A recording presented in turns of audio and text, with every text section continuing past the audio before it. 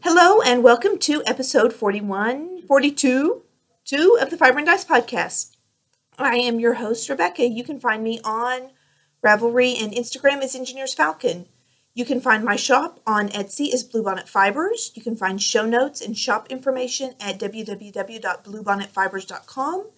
And you can find me on Ravelry. You can find my groups on Ravelry by searching for Bluebonnet Fibers if you're interested in the Handspun group, and Fiber and Dice podcast if you are interested in joining the podcast group, which you should, because you have to be a member of the group to win things, and we have lots going on right now. So I would love for you to join the group. First, a little bit of administrative stuff. I am so sorry for episode 41 being out of order. We filmed in segments. I have never had it put the segments in out of order. I told it to start processing the segments. I handed the laptop to the little girl to play Minecraft on. An hour and a half later, when I sat down to save the file and start converting it, it never occurred to me to even check. So, if that was your first time to watch and you were confused because I talked about everything out of order, I am so sorry. And for all you loyal, faithful viewers who know that I am like that, thank you for coming back every time I mess things up. I appreciate it so much. What else? I am going to be working on getting a slightly more regular filming schedule, especially with new contests and spin-alongs and stuff going on. I'm going to shoot to record close to the 5th, the 15th, and the 25th of each month. So that way we can wrap previous month stuff up. We can start and end spin-alongs on 15ths of months, and then I can remind you of things as months end. So that's kind of what I'm going to be shooting for. Look for me 3 times a month. That's what I've always shot for. Sometimes I get 4, lots of times I just get 2, but we're going to shoot for 5, 15, 25. So, peaks and pitfalls this week. If you are in America, happy 4th of July weekend. We are at my parents' house because we were here for the 4th of July weekend, and we have been here for quite a few days. It's been a lot of fun. Little teeny tiny peak. I am loving the Starbucks cups with the flip-flops and the fans blowing wind and all sorts of adorable other things on their summer cups. I've always liked the Christmas cups. Red Cup Day at Christmas is a big deal for us. So, gotta celebrate the little things. All those little tiny things. You just gotta revel in them. And my biggest peak this week, if you are a viewer of multiple months, you will remember that back in the spring, we did an escape room where they lock you in a room and you have to start finding clues and solve puzzles and riddles and work as a team to get yourself out. And we got this close. We literally solved all the puzzles. We had all the information, everything. We did not get the key out of the final box and unlock fast enough, even though we knew how to get it out. We had literally done everything and missed it by this much. We had an hour. We needed an hour and 1 minute last time. We tried our local one. Trapped Escape the Room Lubbock is where we have been going. Fabulous. We have a lot of fun over there. 2 different rooms. We did the laboratory last time. This time was the playroom. We did that yesterday. It's kind of a creepy. The story is that this is an old manor and the husband has been killed in the war and left the mother and daughter, and the mother's going insane. And we have gotten trapped in the little girl's playroom. And so it's, very period, set, everything would be appropriate to that time. And we had an hour in that one too. We had 13 minutes left when we escaped. We were in the top 10. So that was really fun. We did much better this time. We kind of knew what we were doing. But that was like a huge rush. Everything else we did after that yesterday was kind of a disappointment. We played Escape, the board game that the last time we did the escape room, we played Escape, the board game, and did the escape room. We did the same thing this time. We got beat really bad by the game. We played Mansions of Madness last night. We did the Cursed Classroom. It is not a fun scenario. It looked really awesome. We were all gung-ho to get in there and play. It was really boring. Oh, peak. USA World Cup. That was really fun yesterday. Go USA. We did. We enjoyed that game very much. We had a water balloon fight. The water balloons would not bust when you hit them on people. They only left bruises, but then when they hit the ground, they exploded easy peasy. No idea what was up with that, so that was a bit of a pitfall. But yeah, this whole weekend has been mostly awesome. And even the things that went wrong were still fun. Like, we still had fun, throwing water balloons. They just didn't do what they were supposed to do. So I think that's all just the general stuff that's going on here. The kids and I are still on break from school until the end of this week. The rest of my week will be spent not only tour de fleecing, but planning. So what do I have in my mountain of conquered things this week? I finished Pride and Prejudice. Oh my goodness, I am so in love with Mr. Darcy. I tried to read this book multiple times in the past. I didn't get it. I never got into the book, but I listened to it on Audible this time while I was spinning. Perfect spinning companion. I enjoyed the book very much. I enjoyed the narrator very much, the reader, and it was marvelous. So now I am a big Jane Austen fan, and I'm downloading other books to listen to. So I do not have it to show you. I finished a little phone case for my sister with leftover sock yarn. I did the socks for her for a gift for a friend earlier in the year with this yarn. And so this was dyed by Cyborg's Craft Room. It was the Monet's Garden colorway. And so I did her a little phone case for her phone with the leftover sock yarn. That's one of my very favorite uses for leftover sock yarn, is to just make little phone cases. And then you can either give them away or, pick whatever you're in the mood for that day.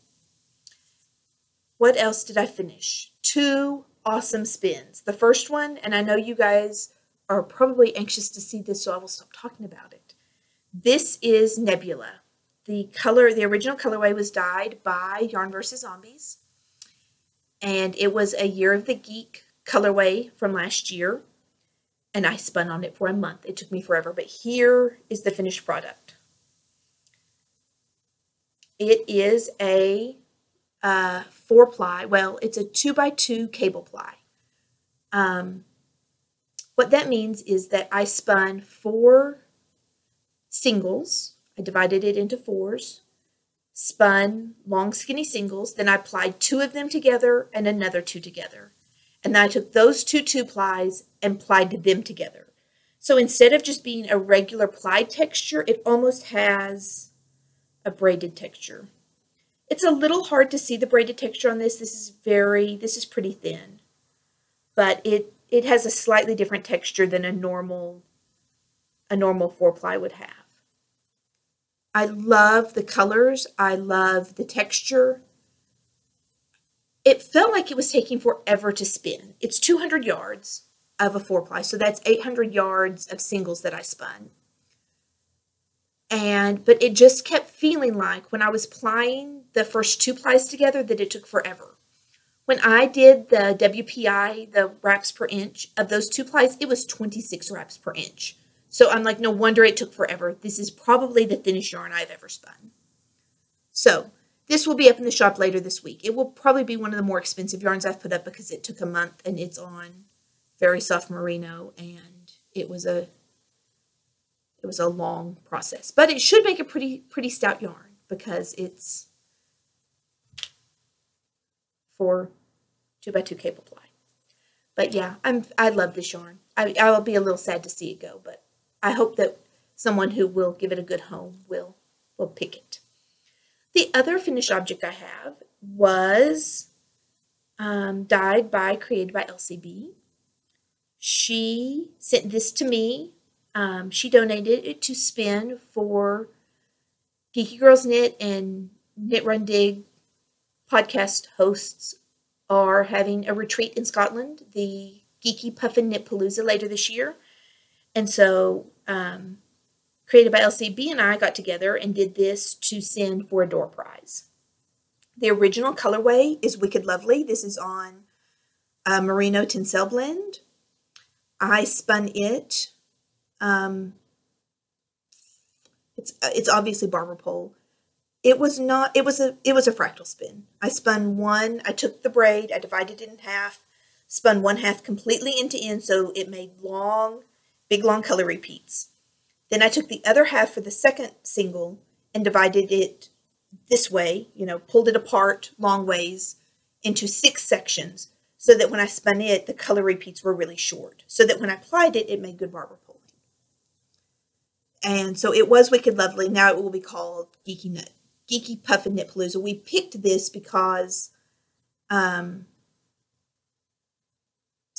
and Damaris and Sam's favorite colors are pink and purple and blue. So this had all those colors in it. I love it. It's really fun. It was my first time to spin with this much tinsel and anything, and I like it. I really like the shimmer and the shine. I just think it's gorgeous. So this is headed to them.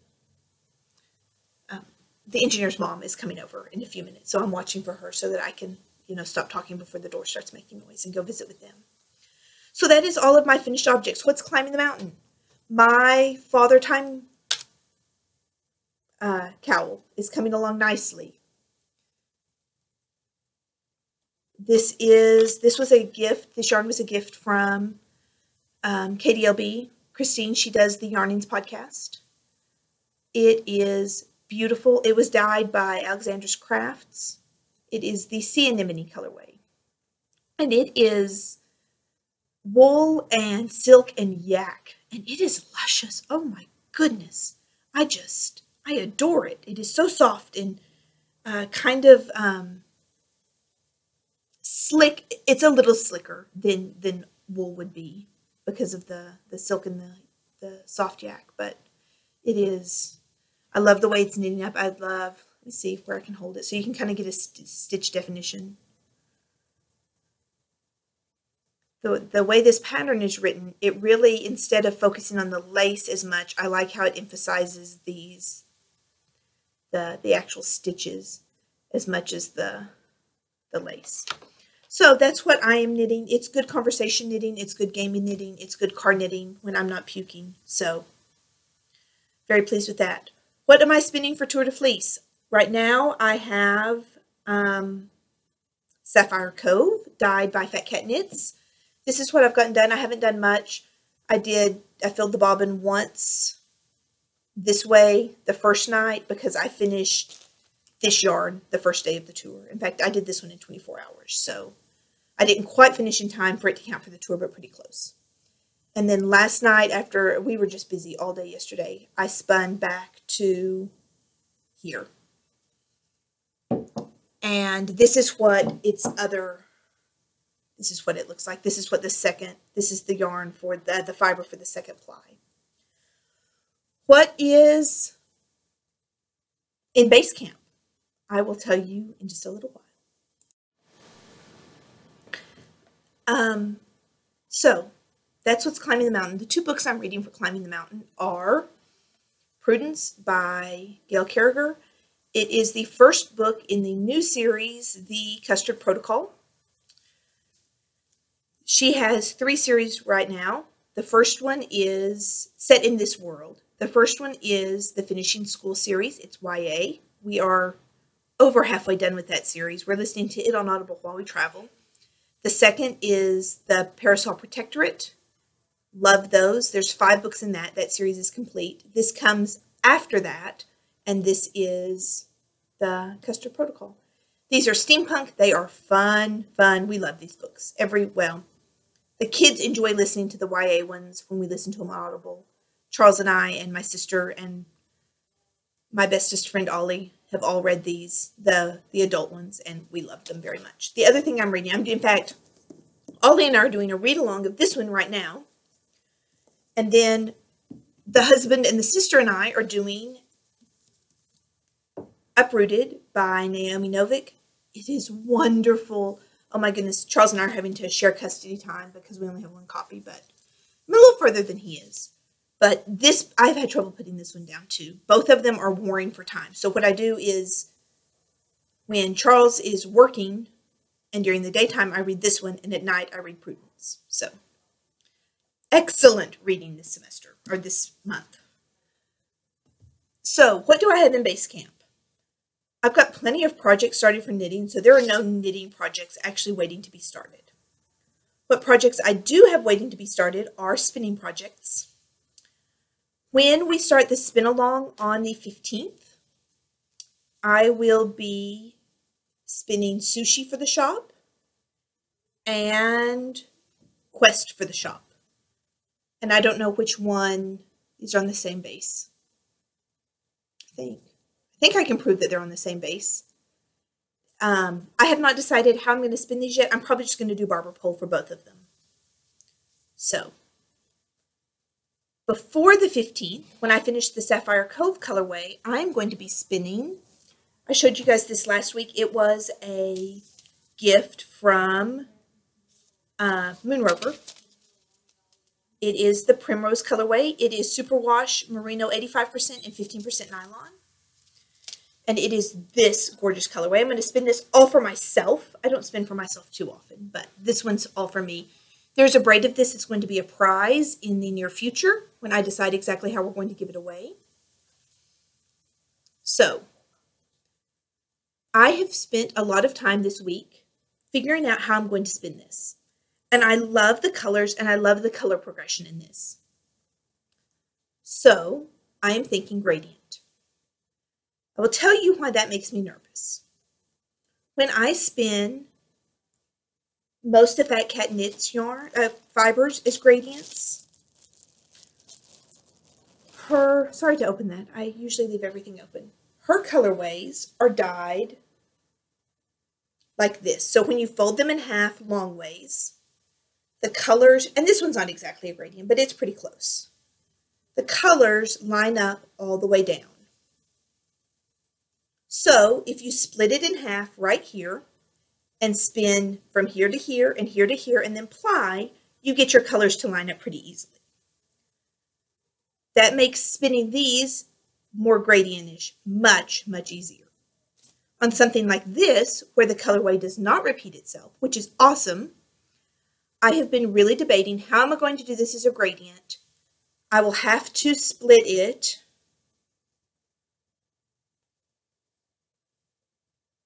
I'm just going to unbraid the little end of it since it's going on the wheel very soon. Split it this way and divide it all the way down. Well, in theory, that should not be too hard. But I don't divide long ways where you have to pull it apart all the way down very well at all. And when I'm done, I could split it down the middle long ways, measure this one, make sure it's about 2 ounces, and this one's about 2 ounces, and spin it, and in theory, everything should line up. But my concern is if I mess up splitting it apart, I will have a hard time getting the colors even and still line up. Because even if it has to be divided just right for that to work. So I've pondered and pondered and pondered, what am I going to do with this? And I decided last night that what I'm going to do is, this is the first color. I'm going to take this segment right here of this color and pull it off. So all I will be working with is this color. Then divide it down the middle, put it on the scale. If it's not even, I can divide this little piece up however I want to and still be working with the same color. So get equal amounts of this, spin this color. Then spin this little transition-y segment. Divide this section, probably about right here. Divide this section in half. Spin, one half, one half. And that way I will just be working with one color at a time. So if I don't divide it evenly on my first try, I can even it out without mixing the colors. And then in theory, that should make a really good gradient. Pink, purpley, greeny, turquoise, lighters, and then the mustardy. It's not mustardy, it's oranger than that. Pumpkin-y color on the end. So, I hope that is useful to someone because it took me a long time to figure out. I spend a lot of time thinking, probably the most time I put into fiber other than the actual spinning is deciding how I'm going to divide it and how I'm going to mix the colors, because these hand-dyed yarns, fibers are so amazing, and the colors are so rich, and I want every single thing I spin to have just the right, I want it to be just perfect. I want it to be the very best choice for that colorway. So that's what I'm shooting for. FatCatKnits Spin Along. I mentioned that a little bit earlier. There are still braids available in the shop. They will be available probably for another week or two that she will continue to dye this for us. And then after that, it will probably not be available again because unless somewhere down the road after our little exclusive period is up, we can go back and buy them. So I mentioned Quest.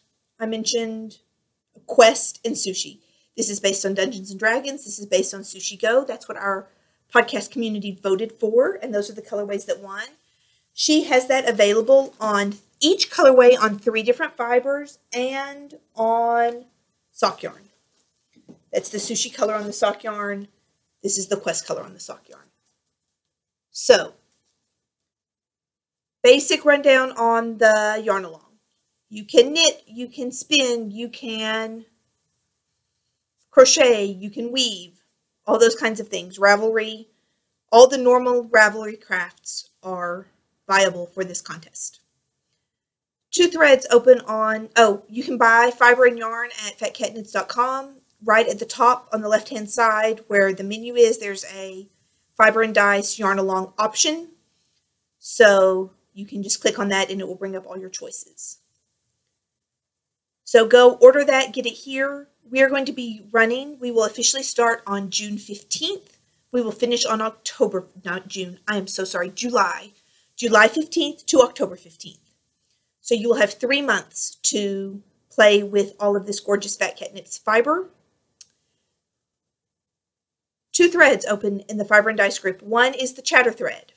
Get in there and visit. Show us what you ordered. Ask questions.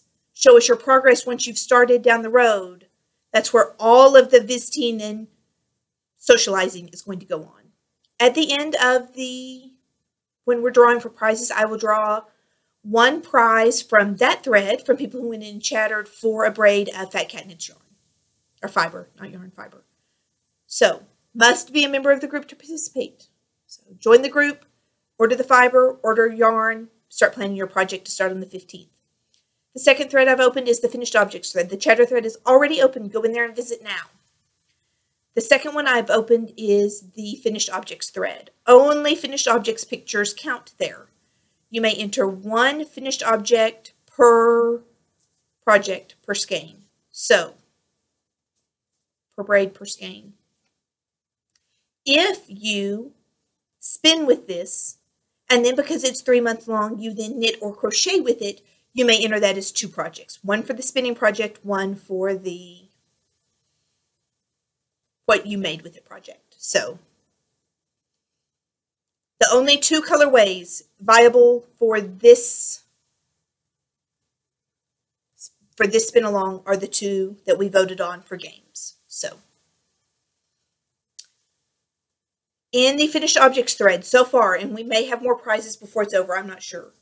Ginny, FatCatKnits, is going to donate 2 bats and a braid of fiber to be sent to you from her stuff. So, very nice prizes. Very nice prizes. So, get in there and order yarn. When I have an official close date, I will add that to the threads when you can officially stop buying the fiber and the yarn. So, I'm going to go visit with family for a little while. There's no ducks in a row or anything else this week because it's been vacation and I am on vacation spinning brain, not thinking through organizing brain. And then I will have the engineer with me in a few minutes, and when I come back, we will do all of the Gamerly news, which I hope will be at the end this time instead of at the beginning. So, I know it will be no time for you, but for me, I will be back in a little bit. And now it is time for Gamerly news. Welcome to Gamerly news. I have recruited the engineer to sit with me. I want to show off, since last we spoke, I have spun. So I put a whole nother layer of blue and purple and then added this layer of purple and gray.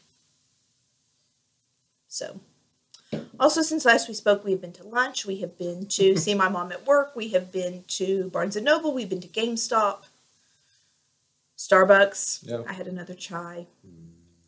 It was yummy. It was Tyson who made it. Oh, good. He made it this morning, too.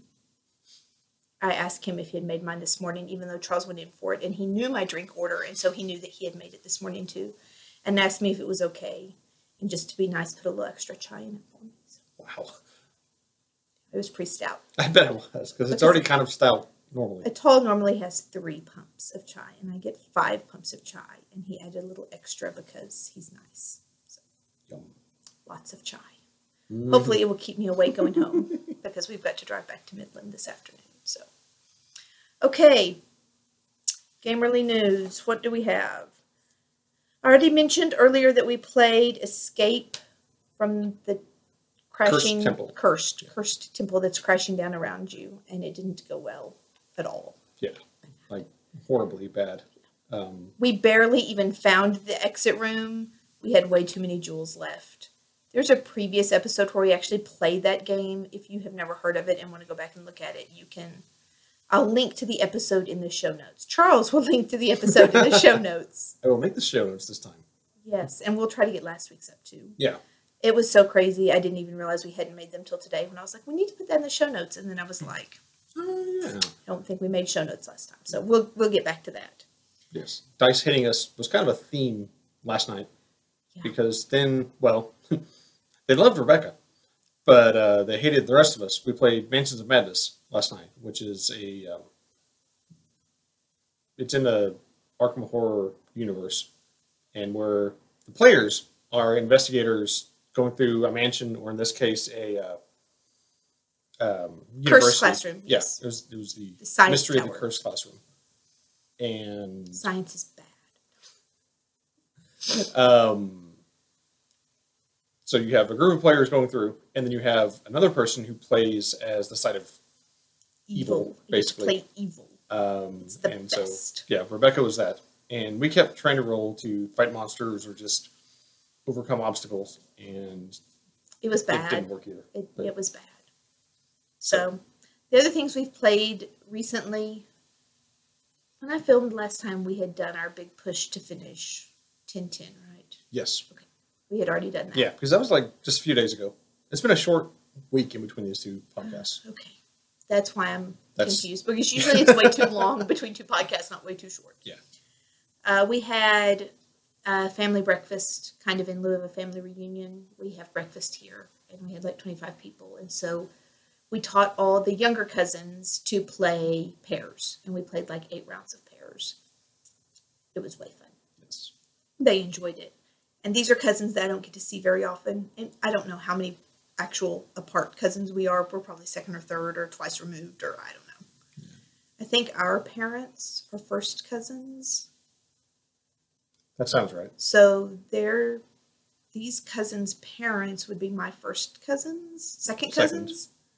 And these are the second cousins' children, so second cousins once removed. I don't know. I have no idea. Just some cousins. I can't remember how to make the once removed, second, third, whatevers. But the younger group, the group that's coming up behind us, the college age, high school age group, and it was really fun. Yeah. I would still rather play cards with the children than sit and talk with the adults. They end up talking politics and golf and property taxes, and that's why I sold my house and moved into an apartment. I don't want to talk property taxes. No, we had a very nice time. I talked with the grown-ups, and then my children were bored too. So it was as much to entertain my own children as it was to entertain me or the cousins. Yeah. So we had a good time. Mm-hmm. And then we played. Well, I didn't play. I spun. You guys played? Memoir 44, which is a World War II tactical fighting game. So if you've ever gone by a game shop, or some of these go way back, and you've seen people with the little miniature plastic figures that they're moving around battlefields. Army men. Yeah. This is a very scaled down version of some of the really heavy duty ones. Yep. It's put out by Days of Wonder, who made Ticket to Ride and Small World. Small World, and a bunch of other games where We love their games. yeah, and they tend to be very accessible. And so this one we did was the Capture Up a Bridge.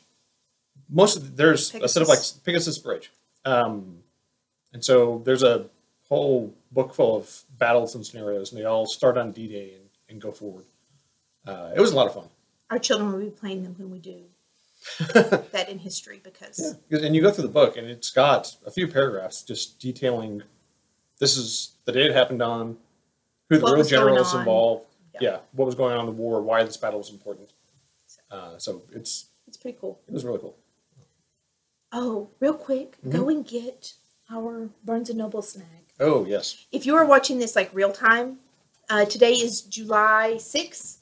Yes. Today is July 6th. Yesterday, Barnes & Noble put up their 50% off Red Dot sale.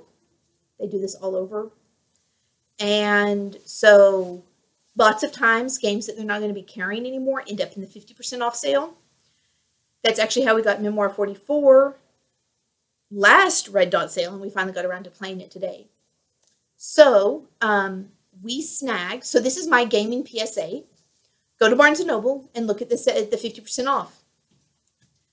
This is Crossmaster Arena, Red Dot. This means cheap.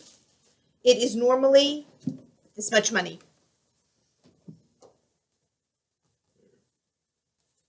That's why we didn't own it yet, because that's a lot of money. And we pay big money for games. But this one that our kids are probably not quite old enough to play yet, it's 14 plus. Yeah. So I'm sure with us all playing together, they'll figure it out. But so Red Dot means it was 50% off.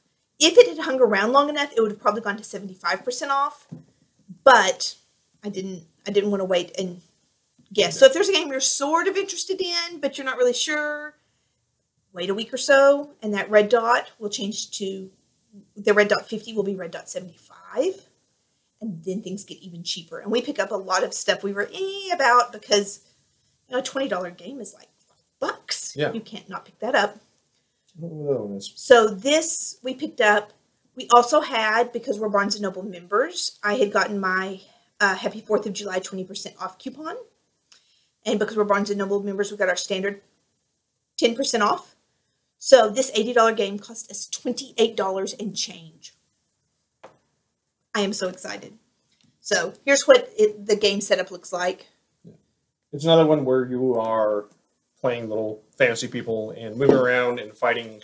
And because it was such a good deal, of course, I had to pick up extra stuff. So it's kind of tactical. It's kind of like chess with fantasy powers. Yeah.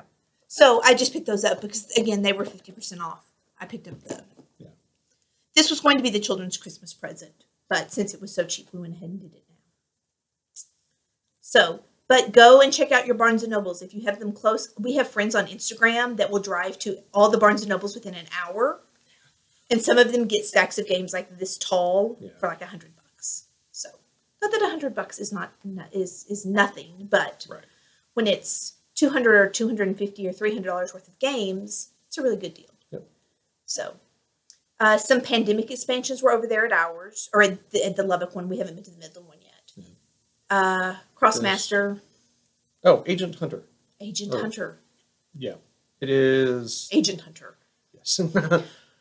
Kind of a quick two-player deduction game from AEG. Who made Love Letter. Love Letter. What's the big one? Oh, yeah. They have quite a few. They have a whole series of little, like box size, like little skinny boxes. Yeah. This has got like, I think, 20 cards in it. Yeah. It was $5 on the 50% off. So we picked it up. So some good stuff over there. Mm-hmm. I'm always sad when cool games like this leave Barnes & Noble, but I'm always glad because, one, they're really good to stay with current fun games. So they brought some new ones in to kind of backfill it. Yeah. And then we get games at really good prices. So, Game of the Week. This one. Yes. I think your sister picked this up on a Red Dot. Yes, this was a Red Dot sale game too. And that might have been a 75% off Red Dot. Now, I'm going to show you this game. But it has changed packaging since we bought it a couple years ago. Now it comes in a canister. So, which is actually better because this is a huge box for 24 dice. It is. We were playing Chupacabra. Chupacabra. Survive the Night. This is one of my favorite fast, fun family games. Again, it's one I lose every time. I never survive the night, but it is lots of fun. So, 24 glow in the dark dice. I don't know if we've ever actually played in the dark. We keep threatening to, but then yeah, we never actually do. I think we tried once, and it wasn't dark enough for it. Yeah. We didn't get the full glowing effect. So, all of the dice are the same. There are 24 of them. This plays 2 to 4 players, ages 8 and up. Again, 6 and 7-year-olds could totally... Yeah, after they played it a few times, it should... Again, good parental grown-up instruction to help them get started. I would not set 7-year-olds to play this by themselves, probably, because, I don't know, my 7-year-olds bickered a lot. So I wouldn't want them bickering over who ate whose sheep. Yes. Yeah. We're goats. We eat goats in this game. We don't actually eat sheep. So all the dice are the same. One side is the scary Chupacabra eyes. There are 2 sides with goats. Goat. There is one side with 1 chicken. There is one side with 2 chickens and one cow bull. I can't remember what it's officially called. So everyone starts with 6. I don't know if I can count to 6. That's a big number on the 4th of July weekend. You start with 6 dice. The objective is to get everyone else's dice. So everybody rolls all 6 of their dice at the same time.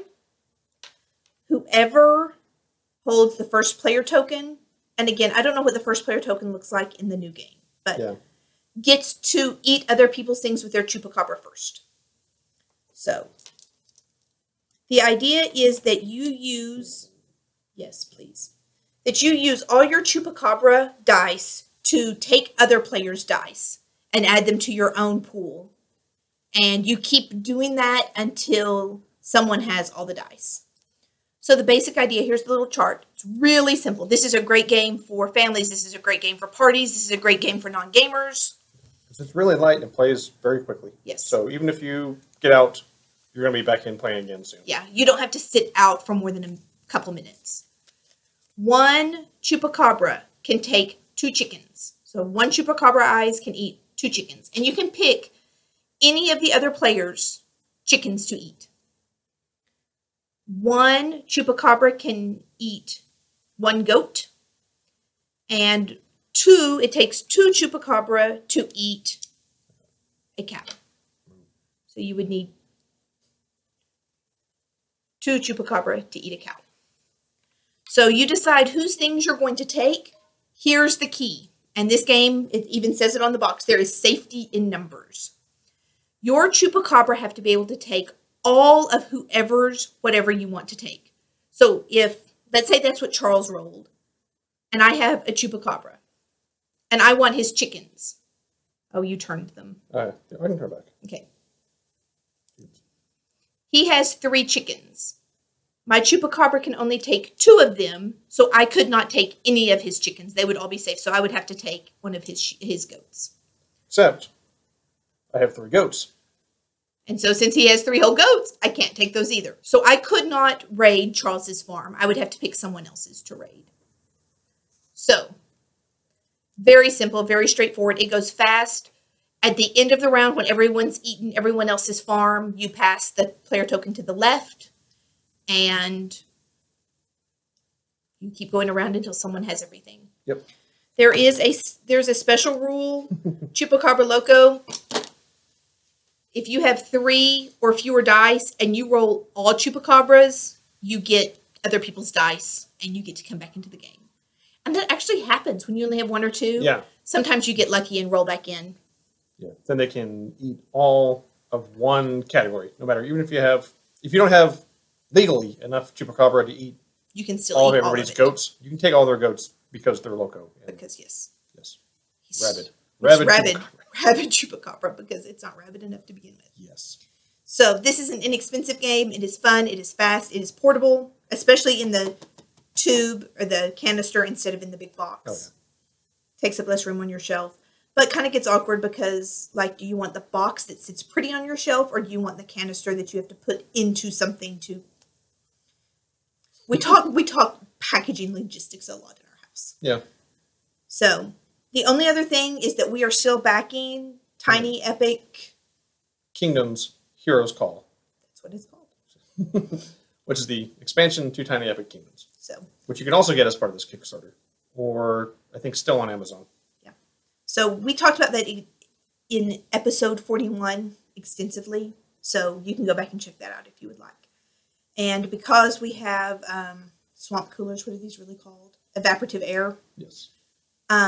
We have had to turn it all off so it wasn't loud, and I'm going to melt. So I'm going to turn the air back on and edit and pack and get ready to go home. So Lord willing and the creek don't rise, we will see you again around very close to the 15th. Bye. Bye.